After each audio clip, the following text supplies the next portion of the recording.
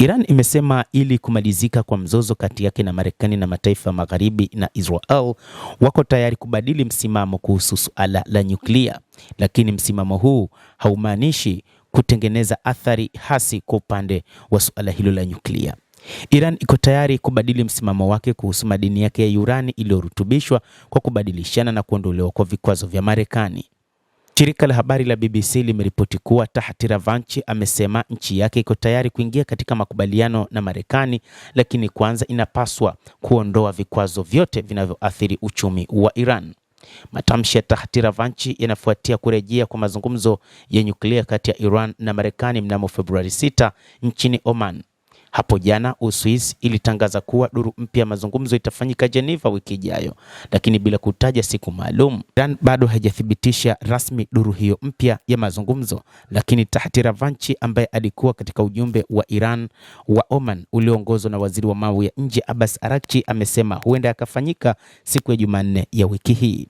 Hata hivyo, jambo ambalo wakati huu linatazamwa na Iran juu ya mpango wake wa nyuklia, hasa urutubishaji wa madini ya urani, ni kwamba ipo tayari kupunguza urutubishaji wa madini hayo ambayo mataifa ya magharibi yanaona ni kama vile unaelekea katika kutengenezwa kwa mabomu ya nyuklia, na hii ndio hofu kubwa iliyopo. Na Iran wamesema wao wapo tayari kwa ajili ya kuhakikisha kwamba wanapunguza uzalishaji wa madini hayo ya urani. Hata hivyo, taarifa zingine zinaelezwa kwamba mazungumzo kati ya Marekani na Iran huenda yakafanyika huko nchini Uswisi, na ni taarifa pia ambayo imeelezwa na waziri wa mambo ya nje wa Iran Abbas Araghchi, ambaye ameondoka siku ya Jumapili kuelekea mjini Geneva, Uswisi, kuhudhuria duru ya pili ya mazungumzo kati ya Iran na Marekani ambayo yatafanyika siku ya Jumanne. Katika mazungumzo hayo, Marekani itawakilishwa na mjumbe wa Rais Donald Trump, Steve Witkoff, na mkwewe Jared Kushner. Kulingana na wizara ya mambo ya nje ya Iran, majadiliano hayo yasiyokuwa ya moja kwa moja yatafanyika siku ya Jumanne chini ya upatanishi wa Oman, na suala kuu litakalojadiliwa ni mpango wa nyuklia wa Iran. Araghchi anatarajiwa pia kukutana na mkurugenzi wa shirika la kimataifa la kudhibiti matumizi ya nyuklia IAEA Rafael Gross pamoja na maafisa wengine wa kimataifa.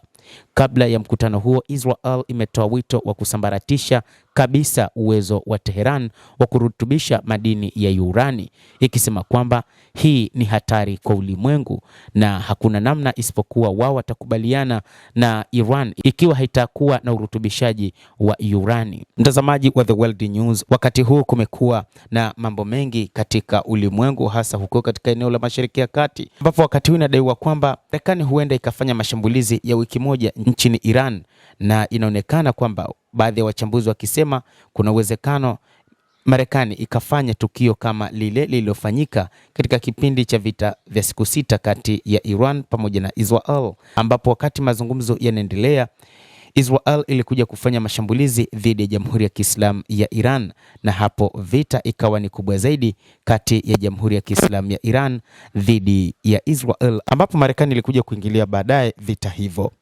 Mtazamaji, endelea kutufuatilia, lakini usisahau kulike, kucomment, kadhalika kusubscribe channel yetu hii ili upate habari hizi kwa mapana kupitia The World News. Mimi ni Adam Hussein.